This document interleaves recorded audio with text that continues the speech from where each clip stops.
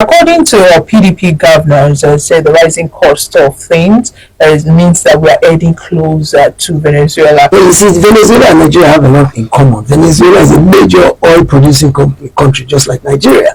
It has not as much population as Nigeria, but it also has been ruled by years of mismanagement. And a few years ago, we saw pictures of people going to buy a loaf of bread and taking a wheelbarrow of notes to buy a loaf of bread. You needed so many bills and money became worthless. It wasn't even worth what toilet paper was worth. You want to buy a cup of coffee, you need like, our bundles of naira, we have 100 notes in each one. Imagine you have to take 5 bundles of 1,000 to go buy a cup of coffee. That's the Venezuela situation, and that's what the PDP governors were saying is we are inching towards that kind of a situation now, because the bottom line is the naira is able to buy you less and less and less. Each time you go to the market, the next day you go back, the prices are up for every little thing. I heard the Eureka price was 1,500 the other day. Yesterday was 3,500. So the naira is buying you less and less and less.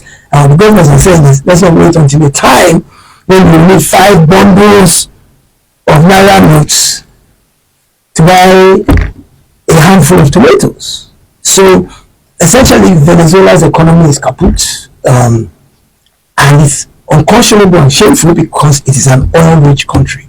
So it is purely mismanagement at the governance level that has led to the state of affairs in Venezuela. So the PDP governors are saying is that as the opposition, this is constructive criticism, that we're not just criticizing to just be the opposition, but the truth is in our individual states we see problems of insecurity and problems of poverty, and we see it becoming a problem because the steps the government is taking to address the issues are not working. As I said even yesterday, the naira dropped further against the dollar, right? And prices are inching up and the naira is buying less. So the PDP governors are sounding a warning and saying, please try to do something about it.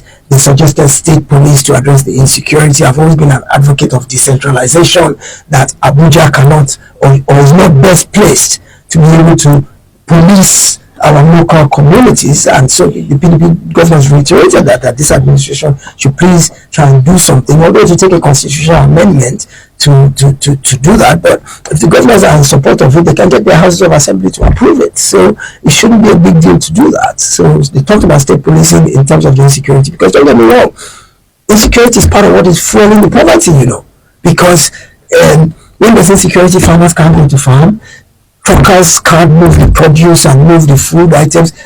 So they are all interwoven problems. Do you understand? So yes, we do need to address insecurity as well for poverty to begin to reduce. So PDP governors were doing what the opposition is supposed to do, and they came at it from a standpoint of we are all in this together. We are not fighting you. It's not like we are here to bang heads with you. We are just here as your brothers in this common problem together, and we're offering some advice to you.